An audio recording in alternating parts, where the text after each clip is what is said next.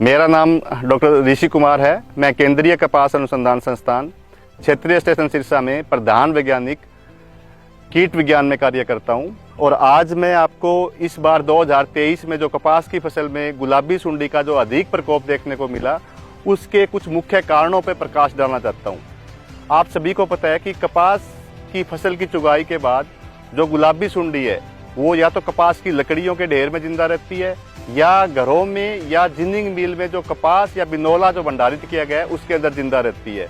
जैसा कि आप सभी को पता है कि हम बिजाई के पश्चात जो कपास की लकड़ियों का ढेर होता है उसमें ये सुंडियां जो बंद टिंडे हैं जो हमने चुगाई नहीं किए और किसानों ने छोड़ दिए, उसमें सुंडी की अवस्था में विद्यमान रहती है।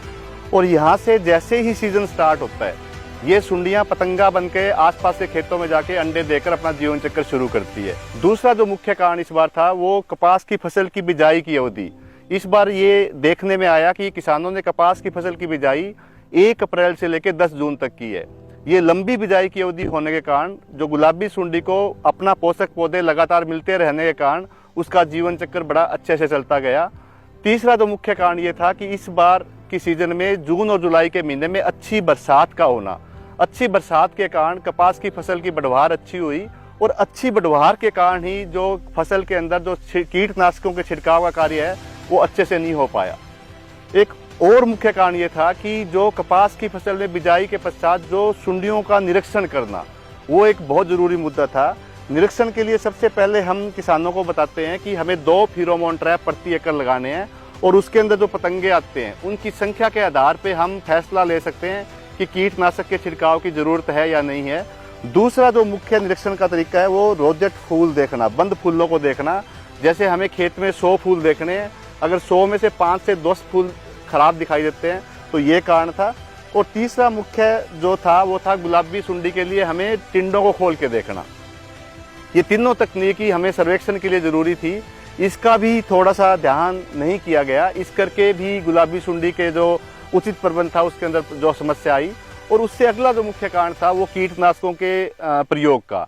आमतौर पे बहुत ज़्यादा मिश्रण जो किसान कई बार खेत में करते हैं, खास करके कीटनाशक का, फफूंदीनाशक का, या उसमें पोषक तत्व मिलाकर जो छिड़काव करते हैं, या कई बार कीटनाशकों के मिश्रण का प्रयोग करते हैं, उसके कारण भी कई बार हमें कीटनाशकों की अच्छा जो प्रभाव है वो कि इसके नियंत्रण में वो नहीं हो पाया।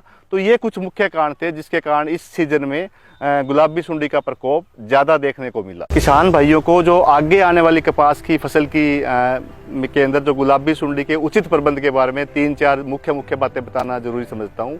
एक तो अपने आसपास जो गुलाबी सुंडी का स्रोत है, जैसे चाहे लकड़ियों के ढेर है या जिनिंग ऑयल एक्सट्रैक्शन मिल्स में रखे बिनोले हैं या उस वहाँ रखी कपास है या घरों में रखी कपास है, उसका निरीक्षण करते रहें। चाहे वो फेरोमोन ट्रैप से करें, उसका निरीक्षण करें और उसका उचित प्रबंध करें। उसके पश्चात जो बिजाई है वो उचित समय पे बिजाई करें, यानी बिजाई कोशिश करें कि 15 अप्रैल से 15 मई के बीच में ही कपास की फसल की बिजाई करें।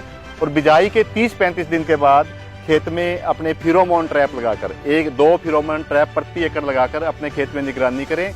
और अगर आपको फेरोमोन ट्रैप या फिर अपने खेत में जो बंद फूल है, रोजेट फ्लावर जिसकी मैं बात करता हूँ, बंद फूल देखें, प्रति एकड़ 100 फूल देखें। अगर 100 में से 5 से 10 फूलों के अंदर हमें बंद दिखाई दे रहे हैं तो भी हमारे लिए ज़रूरी हो जाता है कि हमें कुछ उचित प्रबंध करने हैं। या फिर हम 20 हरे टिंडों को खोल कर देखें। ये सर्वेक्षण बहुत ज़रूरी है क्योंकि इसी से ही हमें पता लगेगा कि हमें खेत में क्या करना है। अगर इसके पश्चात हमें लग रहा है कि इन तीनों तरीके से हमें लग रहा है कि हमारे खेत में गुलाबी सुंडी का जो इंसिडेंस है या इन्फेस्टेशन है या शुरुआत हो चुकी है, तो हमें पहले 60 दिन तक नीम आधारित कीटनाशकों का प्रयोग करके हमें अपनी फसल को बचाना है। 60 दिन के बाद हमें, जैसे मैंने बताया कि हम हर सप्ताह लगातार निरीक्षण करते रहेंगे। 60 दिन के बाद अगर हमें प्रकोप फिर दोबारा से दिखाई दे रहा है तो हम कीटनाशक जैसे कि परफेनोफोस 500 ml प्रति एकड़ हम रिकमेंड करते हैं, उसका प्रयोग कर सकते हैं। इमामेक्टिन बेंजोएट है वो 100 ग्राम प्रति एकड़ हम रिकमेंड करते हैं, उसका प्रयोग भी कर सकते हैं। और इसके साथ साथ जैसे जैसे सीजन आगे जाता है हम बदल कर जो भी सिफारिश किए गए कीटनाशक है, चाहे उसमें क्लोरपायरिफॉस है, चाहे उसमें थायोडिकार्ब है, या 120 दिन के बाद हम कुछ सिंथेटिक पायरेथ्रोइड है जैसे कि साइपरमेथ्रिन है, अल्फामेथ्रिन है, फेनवाल है, फेनोलरेट है, या डेल्टा मेथ्रिन है, या फेनप्रोपेथ्रिन है जिसकी रिकमेंडेशन करते हैं। तो एक पूरा हमें एक पैकेज है हमारे पास प्रबंध करने का, उसको फॉलो करते हुए हम अपने खेत को जो गुलाबी सुंडी के जो अटैक से है उससे बचा सकते हैं।